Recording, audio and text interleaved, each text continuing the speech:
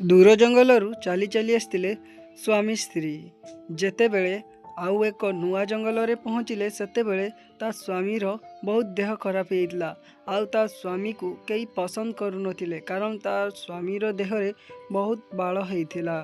तो से सबू को सी मनरे चिंता करी करी भाविला जे मो देह बहुत खराब हो जाइए। आउ ता स्त्री को कहला देख मु एठु आउ कुआडे भी जाई परिबिनी तुमे किछि गुटे करी मो पाई पानी नहीं आस। ता स्त्री एठी नुआ आसीथिला सी किछि जानी नथिला तो सी कहला तुमे एठी सोई थाओ मु जाई पानी नहीं आसुछि। आउ सही समय रे जंगल रो राजा बाघ भी सही समय रे भारी थिला आउ सी तार शिकार खोजिबा पाई आसीथिला नदी तुठकू। सही समय रे गाईटीए आसीथिला पानी पीवा पाई एवं ता स्वामी पाई पानी नहीं जीवो। हेले सही समय रे बाघटी बहुत भयंकर नजर रे चाही रही पानी को। आउ गाईटी जेमिति हठात से बाघटी को एकुटिया पाइला सही समय रे सी बहुत डरीगला आउ सेठारू दौड़ी चलीगला। आउ जीवन रक्षा करने पाई सी आउ कौन सी भी उपाय न पाई सेठारू बहुत जोर से दौड़िला आउ दौड़ी दौड़ी ता स्वामी पाखरे पहुँचीगला।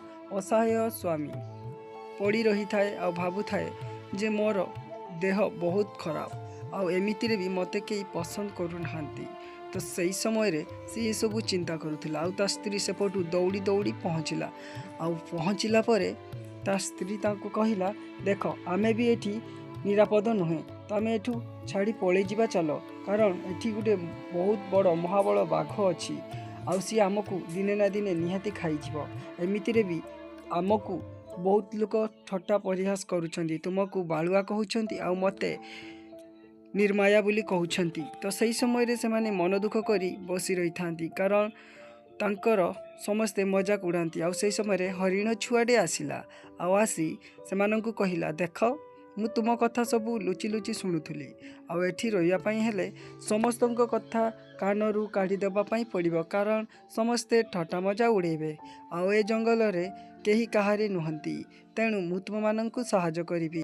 हरिण छुआ कथा शुणी से माने दुई जण खुशी रे छळ छळ हे गले कहीं ना एमितिरे भी सेमानंकु केही पसंद करू नथिला कारण तांकर स्वामी जणे बालुआ थिले तो से बाळ को केही देखु नथिले। तो सेति पई से माने हरिणर साहाय्य नेले आउ हरिण भी सेमानंकु बहुत हृदयरु साहाय्य कले एवं सेमानंकु तांको आड्डा को नहीं गले। जेतेबेले जंगल मझिरे जाई सेमाने पहुँचिले तो गाई दुईटी डरी गले कहले अरे हरिण भाई आमको एठाकू कहीं आनीच एठाका जगह मते भल लगु नहीं कारण ये गुंफा देखिले मते लगुची एठी कौ भयंकर जीवजंतु रुहंती।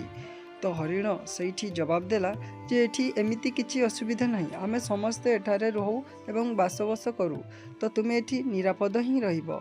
पार्ट 2 वीडियो देखिया पई जल्दी जल्दी लाइक शेयर सब्सक्राइब करंतु आगो को कोन हैला मु आपण मानको सहित बहुत जल्दी शेयर करिवि।